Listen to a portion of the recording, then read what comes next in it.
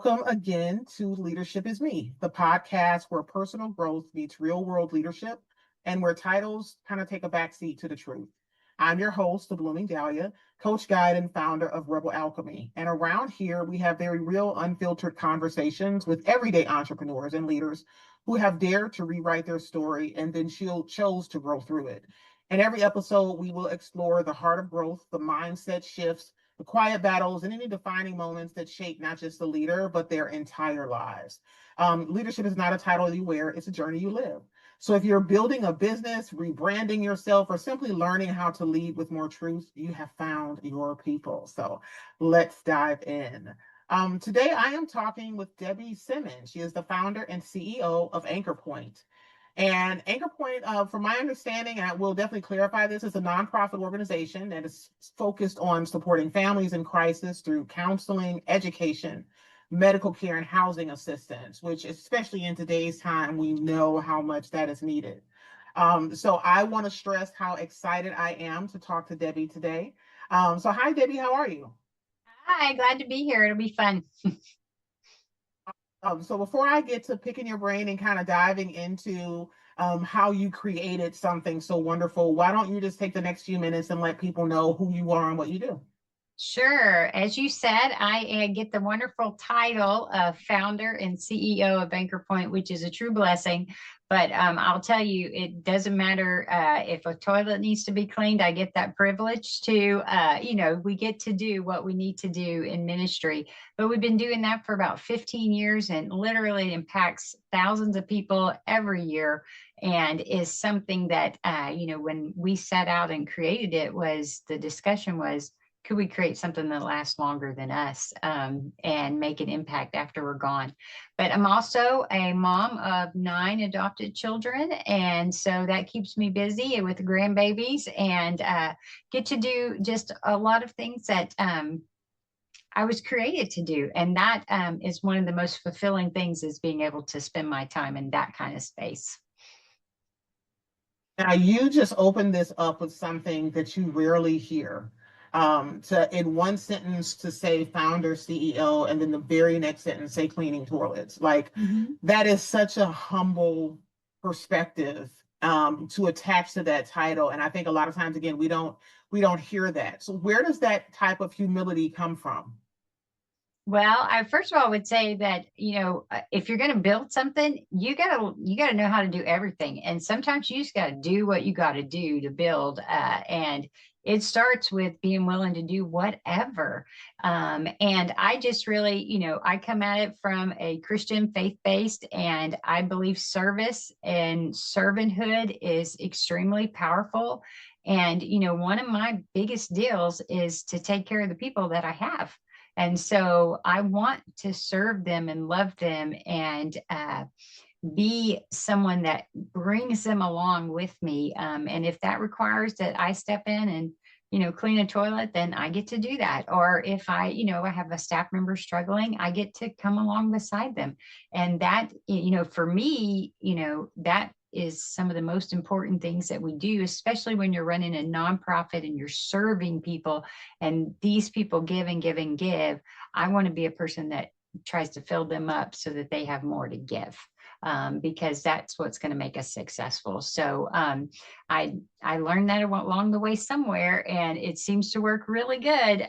So people love that, and it's okay. It may not be my most favorite activity, but I can definitely do it. I've been trained over the years. My Well, mom yeah, did a great job. yeah, I think the bathroom is the one place that no one's ever really excited to clean. Even when it's your own, it's like, oh, let me go Yeah. clean the bathroom.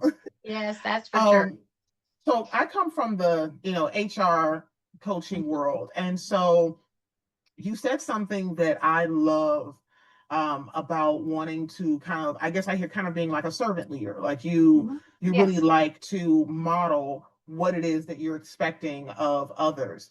Do you Mhm. find that that type of leadership or the way that you approach things creates more of not only a consistency, but more of a willingness for people to commit to moving your dreams forward?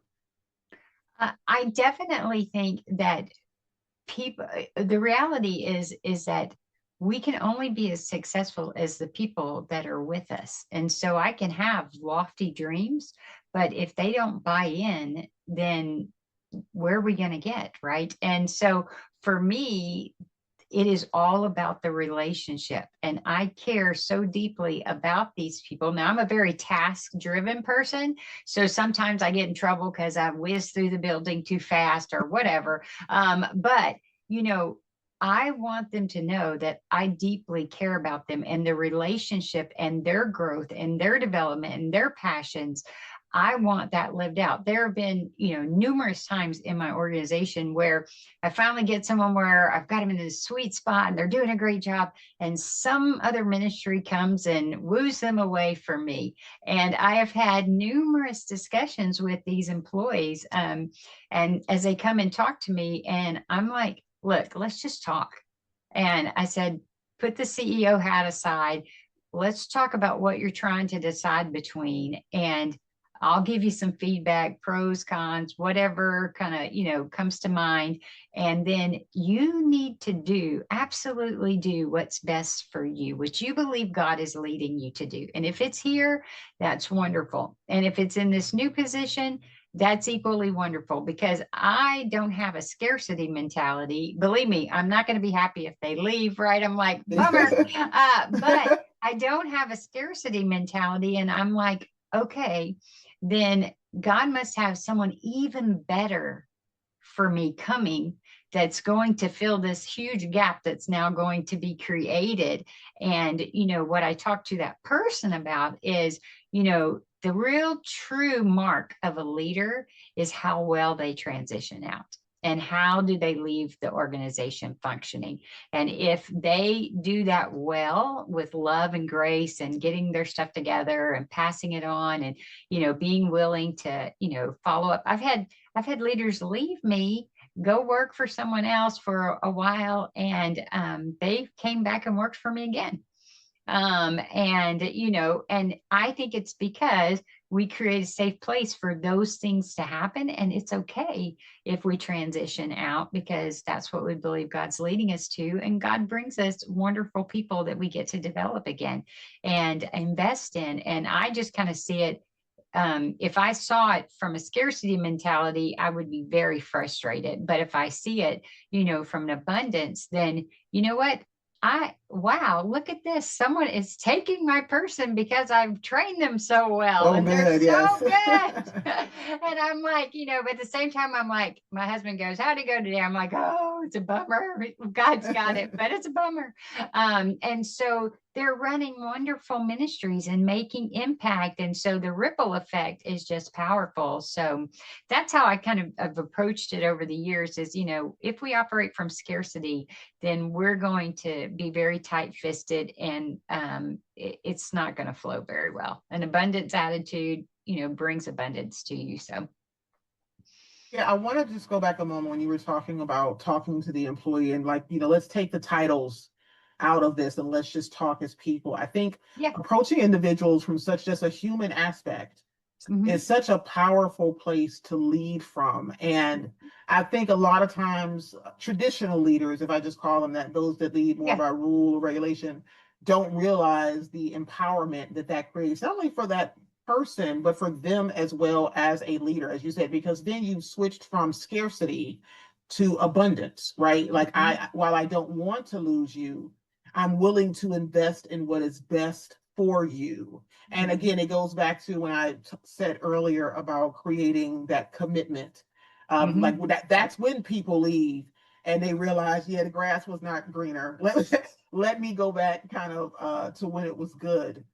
So when did you decide that you needed to start a business? Like that you being a servant person was like, I need to start a business and actually serve on paper, if that makes sense. If I'd had my way, I'd have never done it. So, okay. Yeah. So, I mean, and it's a great story, but, like you said, usually these needs to do these things come out of something. So, in my story, I've always had a love for children. And obviously, if I've adopted 9 children, I'm kind of crazy like that. And so having a ministry that impacts families, these are all seeds in me, right? That we know can blossom at some point. But for my husband and I had a deep desire to have children early and be a young grandma and all this stuff. And in our journey, after we got married, infertility was in there. Ultimately, we got pregnant. We were pregnant with quads. And those boys were born at 26 weeks. And that was quite a bit ago. Medical technology could not save those boys, and they passed away in my arms. And that was a, huge life-defining moment of it's like the world changed colors, because everything became about eternity and legacy and impact. And at that point, I was an engineer for Exxon, and I made sure that the terminal facilities did construction projects, all that type of stuff, made sure you had gas at the gas stations. That wasn't as important to me as eternity type things and dealing with people and stuff like that. So this kind of separation in me began to change, how I looked at the world. And I learned some things in the middle of that difficult time. And it was, when we have difficult times, we often ask the question, why me? Why this? Why God? Why? And I just said, God, I don't know what to do. And he's like, give me your why. And I'm like, what? I like my why question. It justifies my kind of feelings. Right. And what? And I'm like, the more I thought about it, no matter what God would have said to me in that season or what anybody would have said, it would have never satisfied that why. Okay. And I realized when I get to heaven, the why won't matter, because there's no pain, no sorrow. My boys are there and Jesus is there, and it's just a great place, for eternity. So I gave God my why, and he said, ask me this question. Ask me, how do I survive? And I said, okay, so how do I survive? Because I don't know how to do that. This is overwhelming. It's too painful. I love children. I wanted children. I can't make it happen for a go-getter like me. This is horrible. And he's really taught me to breathe and take the next best step. And that next best step, well, a lot of times we think we need to take the next right step, but we don't always know that we're going to get it right. So the next best step is anything that we can think to do that we think will move us forward. Just an inkling. And some days that was like sitting up in bed and getting out of it, or maybe it was accomplishing 1 or 2 things. But as I began to do that, I started walking on a healing journey of this great loss that I had. And as I did that, doors began to open for me to serve other people who had been in those type of situations or lead grief groups and things like that. And then the question changed. The question then became, how do I thrive? Because I didn't want to be stuck in a place from 30 years ago and still be that same person that was struggling. I wanted to be able to do something and for God to redeem the story, and for me to just see it be utilized in a way that was beautiful and would redeem that story. So when you put yourself in that sweet space and go, okay, God, how do I thrive? He can do a lot of things if you're open to it and want to stretch your faith muscles. So that's what led us on the adoption journey. That's what led us to start Anchor Point and ultimately write the book and do some of the things that I'm doing now. But when it came time to do Anchor Point, I was running prison ministry for 5 different states for Chuck Colson and Prison Fellowship, or 4 states. And I had 7 children at the time. And so I have a full-time ministry at home and I have all this stuff. And God's like, I want you to start Anchor Point. And I'm like, no, you got the wrong chick. Right. Like, no. I'm like, I'm I can't busy. hear you. I can't hear you. Right. Yeah, I'm like, I do full-time ministry and I have a full-time mission field in my house. Are you crazy? This is crazy. I said, this will take too much time. It'll take too much sacrifice. It'll take too much energy. No, no, no. Go find someone else. And I would just put it off and I would just put it off and I just would put it off. And all the time it's in me. We know it's there ready to blossom. And I am just like, no, no, no, no, no. And what happened was kind of another one of those hurdle moments is my job at Prison Fellowship disappeared in about a week. And it was a shocker to me. And it was so hard and so painful. But I was like, I told my husband, I said, look, these unexpected things come and God must have something be better. So we need to teach our kids how to walk through difficult things. So we planned a what's next party. And I had cake and I had presents and I got a new briefcase and great biographies to read and such a time as this and all this stuff. And really told our kids that we wanted to be on the lookout for what might be next, right? And to be looking for, because it's got to be better than what I just lost. And so when the dust cleared, God said, okay, do you have time now? And I was like, yes, I have plenty of time now.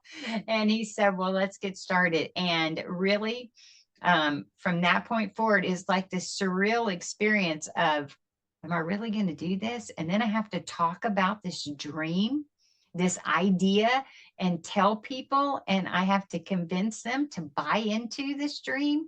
And there were many times I'm talking to people and it's like I'm watching myself and I'm going, what am I doing?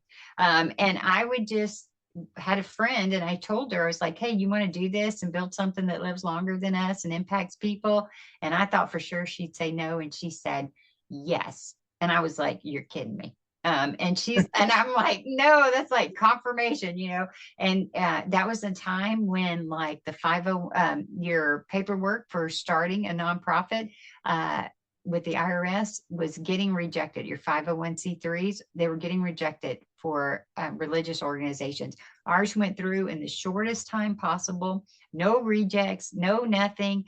The building we had clients before we opened the doors, and it was just amazing all of the ways that things just began. Did we know what the heck we were doing? No, but Right. we figured it out as we went. And, I always like to go, hey, if we're going to, come up with an idea, let's fail fast and let's move forward. If we're gonna fail, let's do it quickly and keep on going. And hopefully we won't even fail. So let's try it, see what happens, and then let's pick it up and adjust it, do whatever we need. And so that's all we did to get it started. And I would just say my faith muscle and my obedience muscle is much better now. But that's how we kind of went on that journey. So I went begrudgingly. I think even as I think about a lot of stories in the Bible of people that ended up following God or picking up their satchel and going with Him, most of them were not like, oh yeah, absolutely. It was like, yeah, I'm good over here, right? But I Yeah. love the fact that you expressed how you had real conversations with God. I've often talked to people about this thought process that the only way that we can communicate with God is through the these thous, on our knees, on the side of the bed with our hands clasped together. Yeah. And I'm like, he's our father. He is our father. And just like an earthly father, who you're supposed to just be able to have those very real conversations with, whether they are positive conversations or tough conversations, it's exactly the same. And when you are willing to have that conversation and open up that door, because I'm like, he knows what you're thinking anyway. Right. He already knows that you're frustrated or that you're angry or that you're sad or whatever the emotion is. But when you're willing to approach him with that, as you said, he said, now ask me the question, right? Yeah. To allow, and open the door for me to be able to give you the solution. And so I think that's beautiful. So one thing that resonates with me, in addition to just your journey with God, is that I am adopted, Oh, okay. and and so what has that been like? Not only um, adopting a child, Mhm. but you've adopted nine. So what was that like stepping into motherhood in that way? Oh, that's a great question. And it's a fun, I would say, hey, welcome to my life. Put on your seatbelt. It's a roller coaster of lots of high highs and lots of low lows, but it's going to be a great ride. And I actually, after we lost boys, we did try and see if maybe we would get pregnant again. And that was just too much for me. My body was exhausted, everything, hormones, everything, and I just couldn't do it. And so we actually, I had this idea in my head that I wanted to be a young grandmother, and I have never lost that. I want to be a young grandma, right? And so it as God kind of moved us along our journey, we got in a place where I finally said, hey, look, I'm getting a little older. We got to make some decisions around this. If we want to try and get pregnant. And we had a conversation that said, basically we could take a lot of money and maybe invest it in fertility treatments and try and get pregnant, Mm-hmm. and not end up with any children. Or we could take that money and invest that in children that we know need a home, and spend our money that way and have children because we believe we're called to do it. And so we sat down and kind of just brainstormed through, like, what are the questions we have and everything like that. So, questions like, oh, can I love someone who's not my blood? A child that's not from my blood. And, I sat around and thought about that, and I'm like, dude, I love my husband and he ain't my blood. So God must be able to work that out, right? And so we just went on a journey, and we knew we wanted at least 4 children. And so we were open to sibling groups and all kinds of different issues that these children might have. And we were blessed. Our first adoption was a sibling group of 5. So Okay. we just moved a basketball You're in. right. I'm like, you went from 0 to Yeah. 100. Yes. So they were 6, 7, 8, 9, and 10. And when they moved in, they kind of already kind of had their systems, they knew how to relate to each other, and were, could dress themselves and were just full of energy. And the funniest story is, because you have kind of an organizational management background, and I do too, is the first day they were there, they're playing in the backyard or whatever. And the youngest one comes in, and he's looking up at me with these big blue eyes, and he's like, hey, mom. And I'm like, yeah. And he's like, what's for dinner? And I look down at this child, and I'm like, dude, do you ask this question every day? And he's like, yeah. And Of course. I am seriously unprepared. And so systems need to go into place to make sure that we figure our way. So we figured our way. And you got to realize I don't cook. So that's a pretty huge issue. Okay. If you really weren't ready. Yeah. And so anyway, so we figured our way and everything, and loved having our kids. It was, very chaotic. And then you find new norms and you figure your way in the system. And, these kids have trauma in their background. So they're trying to figure out if it's a safe place, and if you're going to love them when Right. they're good, if you're going to love them when they're bad, because the people who should have loved them have maybe mistreated them.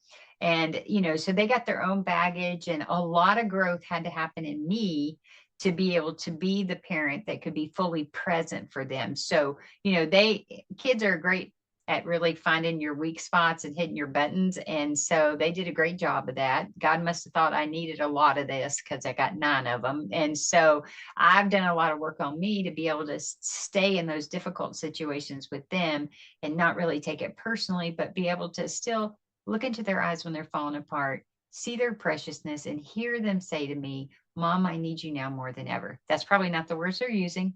And I don't know, Never. and I don't know and I don't know how to tell you.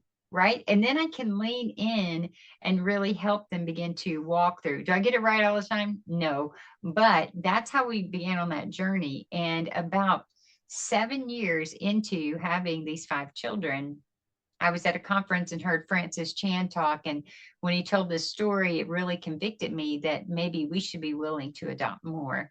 And I called my husband from Georgia. He was in Mississippi. He was in Texas. And I called him and I said, hey, dude, I got news for you. You need to start praying because I think we're supposed to adopt again. And you should just be prepared. It's probably 4 kids. And he was like, stay gone. I don't want to talk to you. Life is too full right now. Just stay gone as long as you need. And I'm like, dude, you got to promise you start praying. And so he did. And about 6 weeks later, he said, okay, we should turn our stuff in. And I said, they might not have any children for us, but I think we're supposed to be obedient. And the kids were all in, and we talked through kind of the, God says to count all the costs before you do something. So we talked to the kids as much as they could understand, like, how would you, what's it going to cost you? We're going to share rooms. We're going to have to help. We're going to, have to help with homework.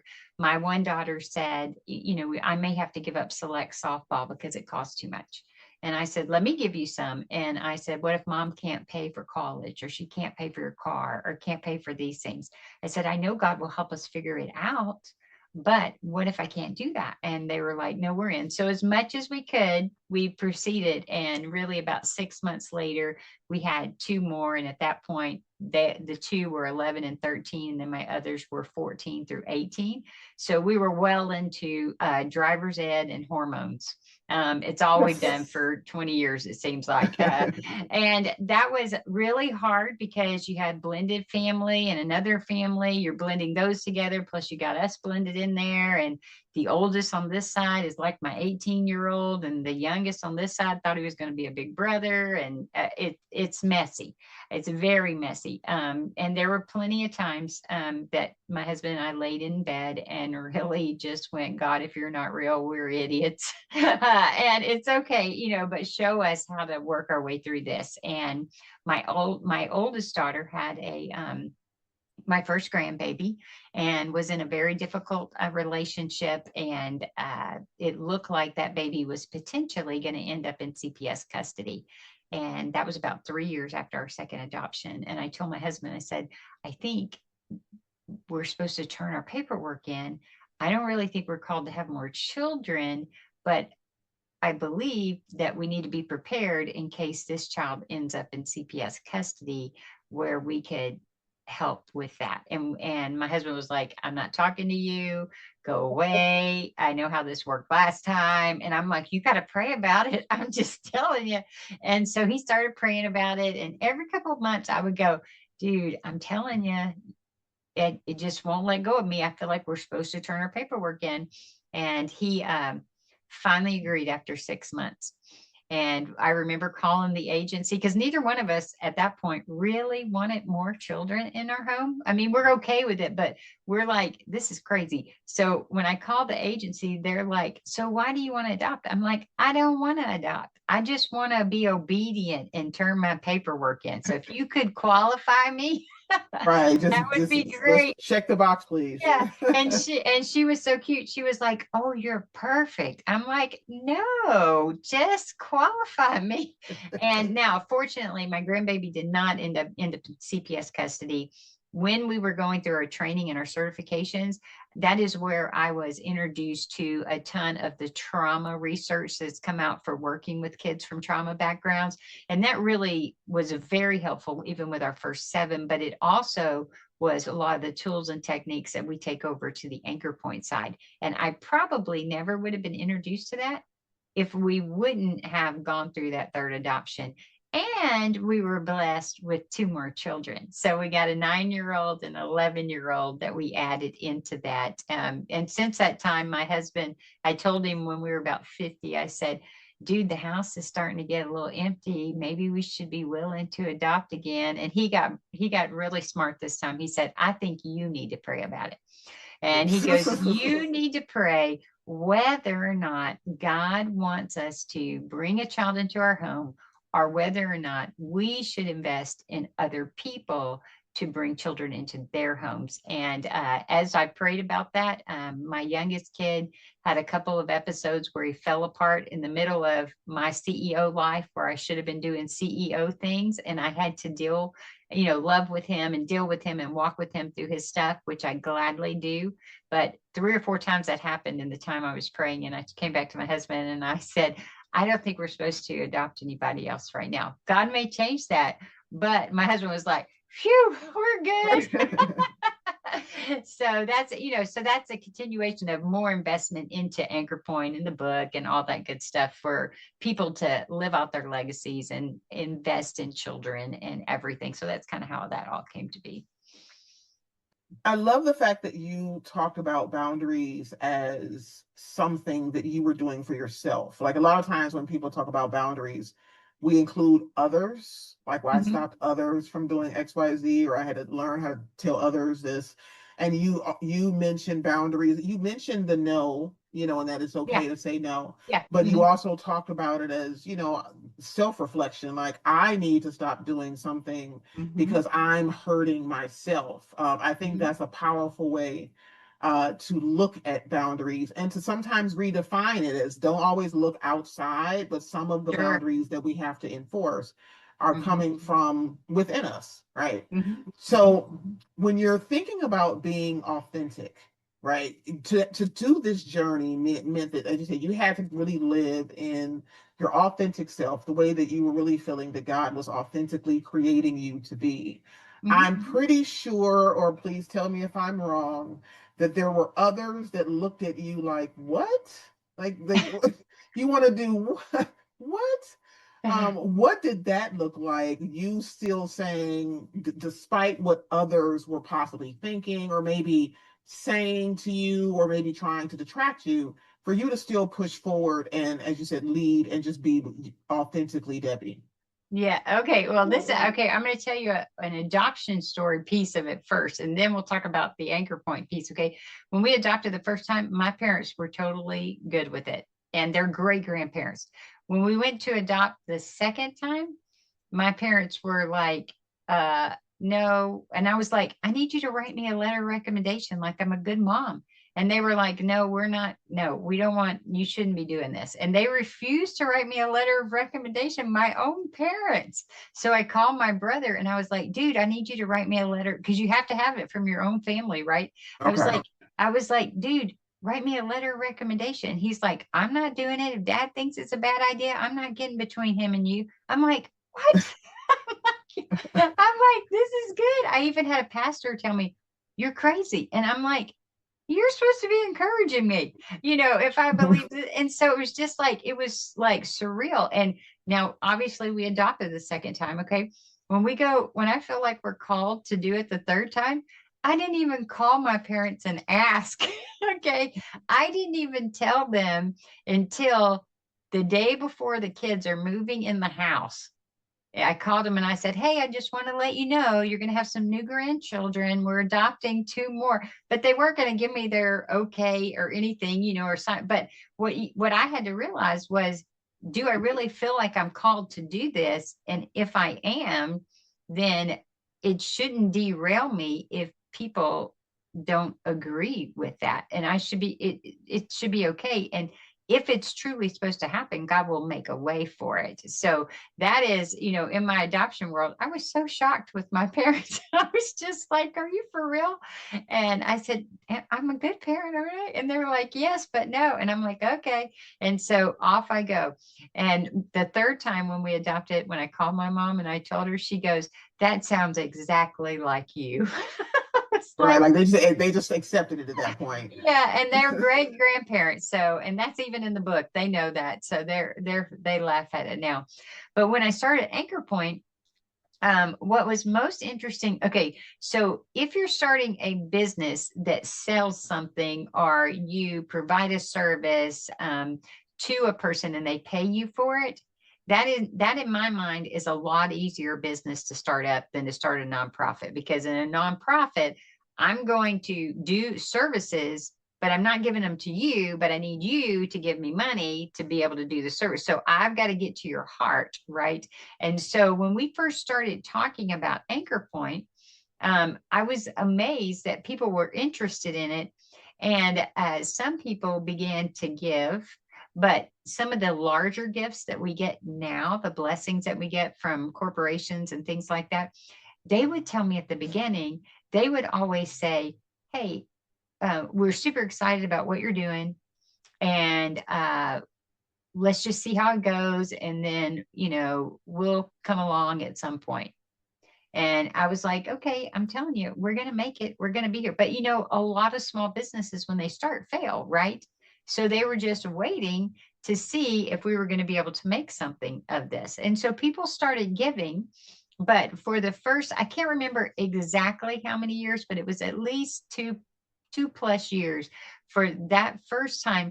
As we added staff, I would literally have to write a check out of my personal bank account for, $2, $3, $4, $5,000 and put it in the Anchor Point bank account so we could pay people.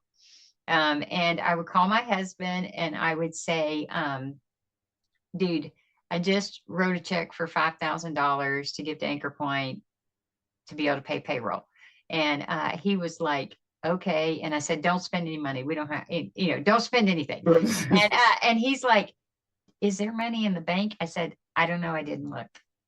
I'm just trusting God that we're going to. And so that I knew that we had finally made it. And when these other people began to come back and go, okay, I see your success. I see what you're doing. But that was for me, I was working for free and I was paying all the people out of my bank account. And so when we could actually raise enough funds and awareness and everything that it began to pay for itself. And then eventually I was able to get paid out of that, because I don't believe you build a good structure if you don't pay the people in the organization. And if I was to die, then how in the world are they going to replace me if they haven't built that salary number in there? And so that was points of success, was when we began to get out of my personal bank account and I could just give.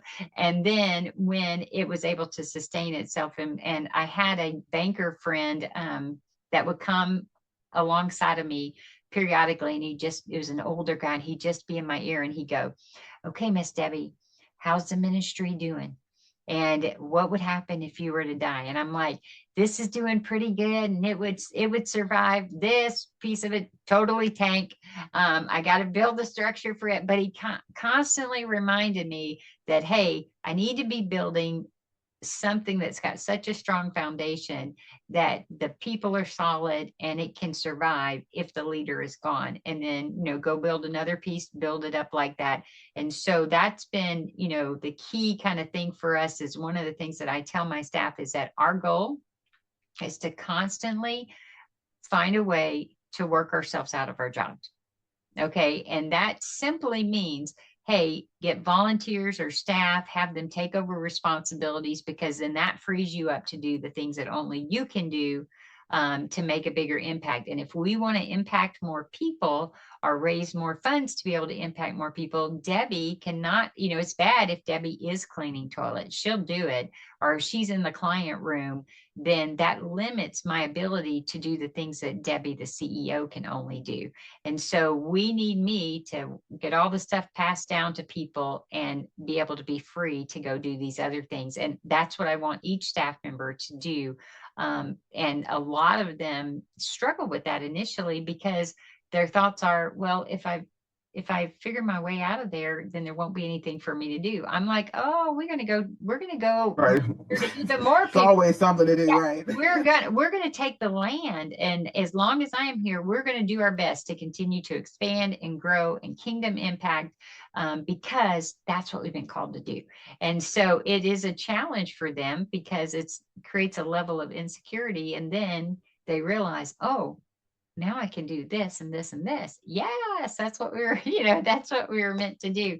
And it's okay. Let's say someone wants to stay in their position and they like what they do.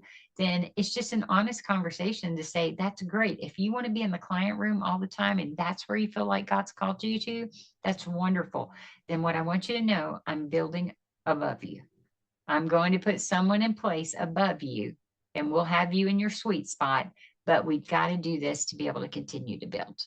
and grow and make impact. And that's just a great conversation to challenge them as to where they need to be and what they see God calling them to do. And then we do. I've had ones tell me, I'm never leaving the client room. Well, now she runs all the programs for me. I'm like, yeah, okay, all right. Okay, Now we right. got you moved up, Okay. and she loves it. And she, and it has lots of highs and lows and all those good things, but she's been great, but she had to be willing to give up the client room. Right. And so she has over the years, and she's a real blessing and treasure. She's been here since the beginning. So she started as a volunteer way back when. Now, so we've talked about how authenticity has kind of assisted you in growing. Have you lost anything, or did it cost you? Has it ever cost you something operating just purely authentically? I would say, well, we know that it cost me some money in the Some beginning, money right? right away. Right. But I mean, obviously, when you choose to, do such a big grand thing that it's turned into, obviously my family pays a price for that. I mean, it takes us time and energy, and we're all committed to seeing the ministry be successful. And so it's not just a me endeavor, it's a me and my husband endeavor and my children.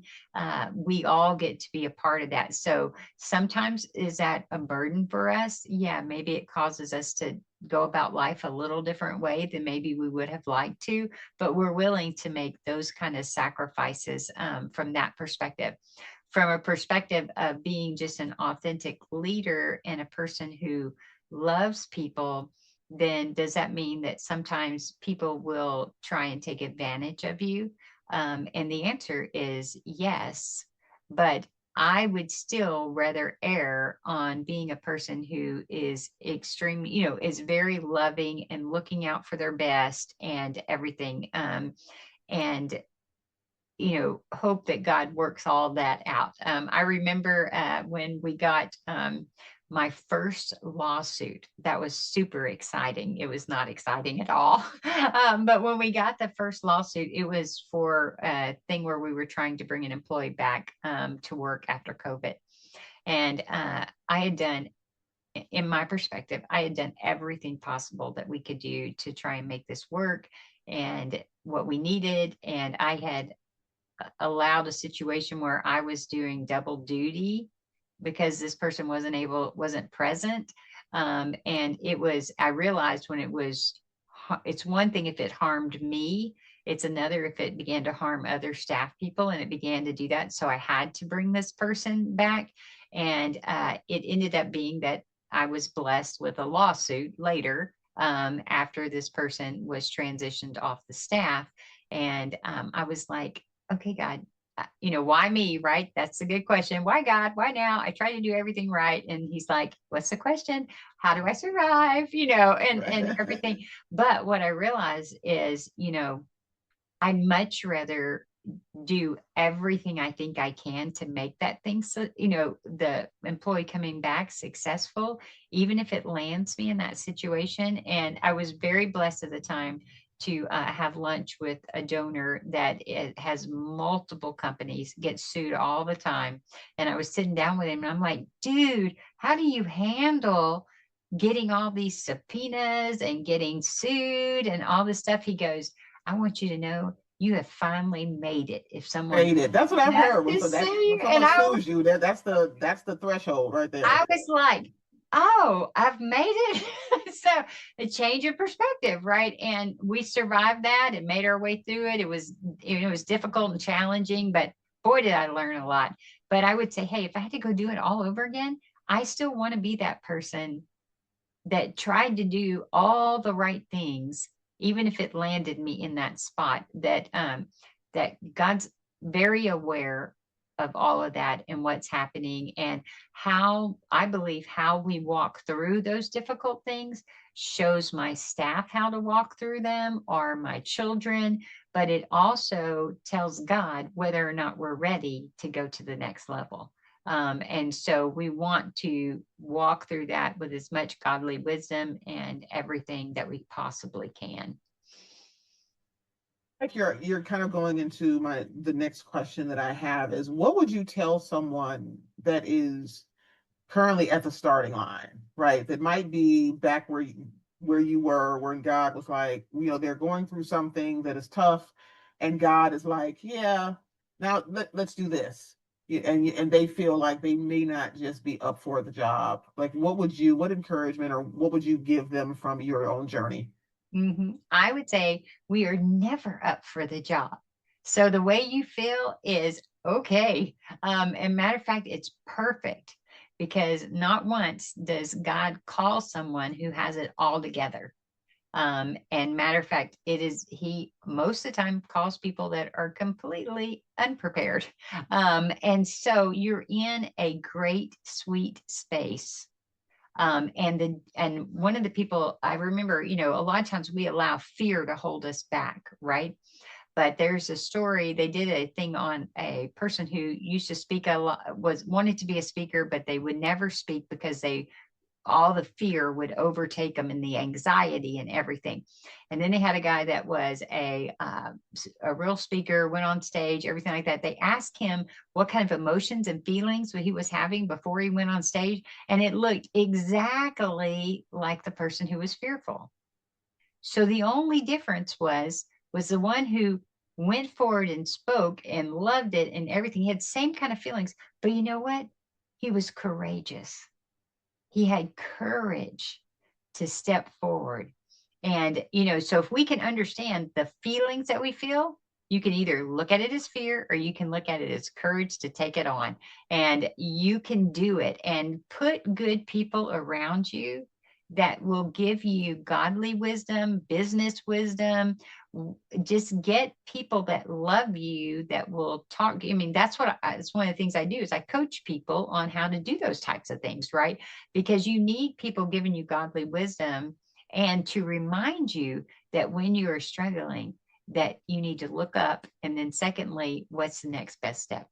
And let's figure our way. So you're never going to have a perfect game. Something is always going to go wrong. So just give up the perfection thing and go, I'm just going to try it. And I think the other thing that from a spiritual perspective is if God has told us to do it, then we perform for an audience of one, and that's him. Good. That's And good. if I go forward and I do everything right and it all fails, then I have been completely successful in God's eyes. Okay, because I have been faithful to what he's called me to do. So you think about missionaries that go out on the mission field and no one ever comes to know Jesus. They die on the mission field. And then 10, 15 years later, the whole tribe has now accepted Jesus as our Lord and Savior because that person was faithful and in the world's eye looked completely like a failure. You know what I'm saying? And so we've got to kind of keep that mindset that that's what it's going to be. There's been plenty of time in ministry that I'm sitting there going, God, I don't even know what I'm doing. And I want to quit and I don't want to do this. And it's hard. And he's like, press in, press in. So I would just say, don't be afraid. Do it. Be courageous. Be wise, but be courageous.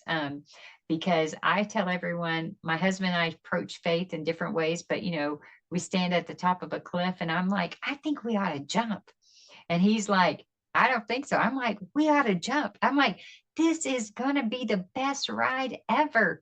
And he's like, okay, and we're jumping off. And I said, it'll be great. The only issue is the landing. If God doesn't show up, we're in trouble.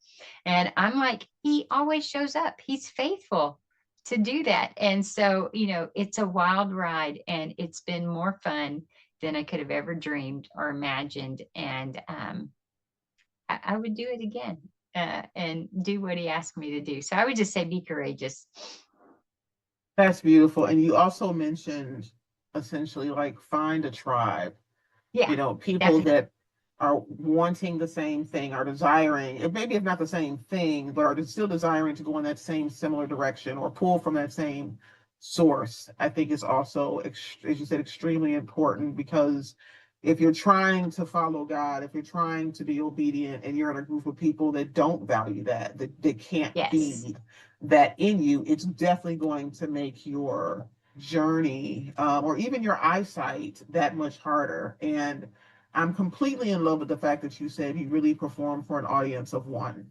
I Mhm. think that changes the perception and the perspective so much if whatever you feel like he's given you, it's like just focus on him, not the Sure. naysayers, not those that are trying to, the experts that are trying to tell you, no, do this. But if you just focus on him, Mhm. it keeps you focused. It keeps you from swaying as much and living in your emotion, which is definitely, I think can be a huge distraction.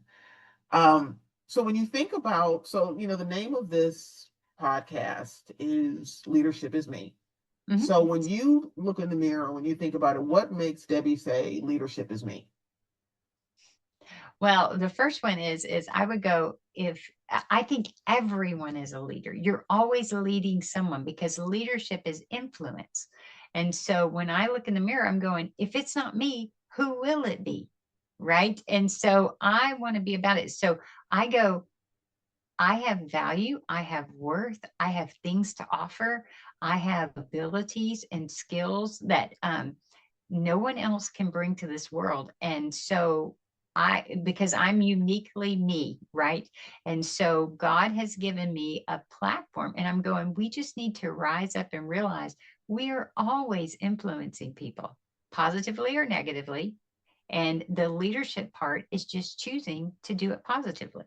Right. And so that is why I believe I'm a leader, is because he's given me that opportunity. And I'm like, yes, Lord, I got it. I want to do it. I want people to go and experience life to a whole new level. And I want that to be part of who I am.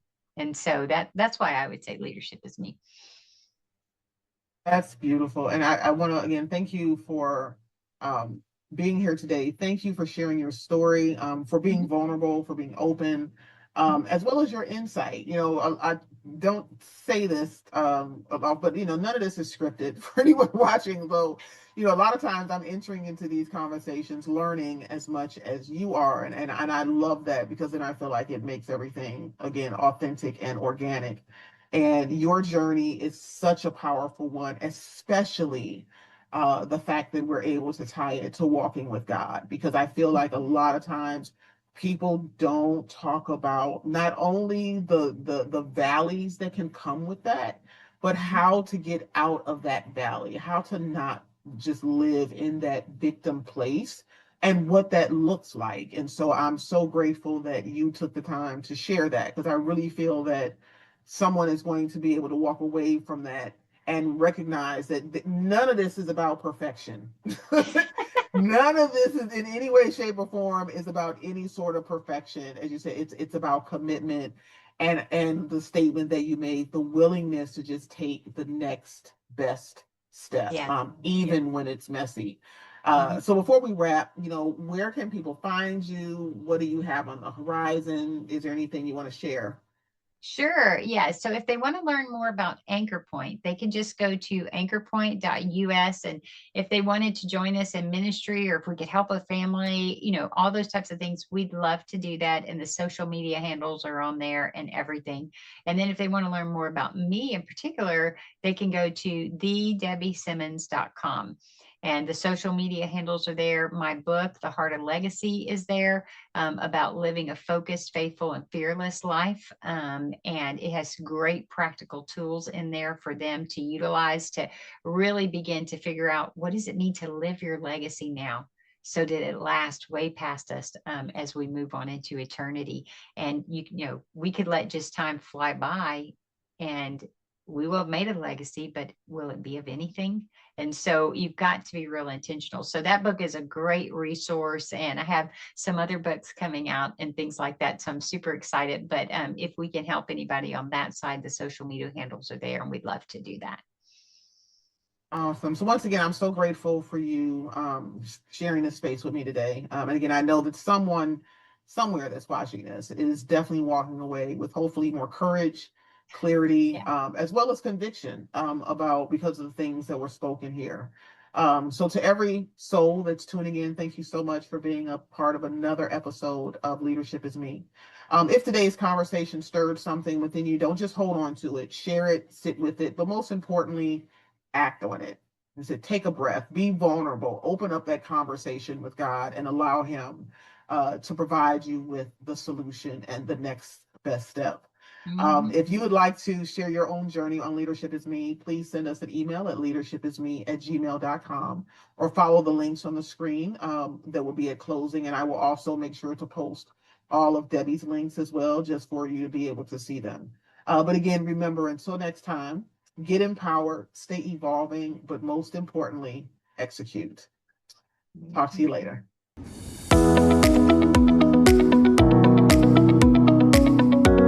Having something to commit to, having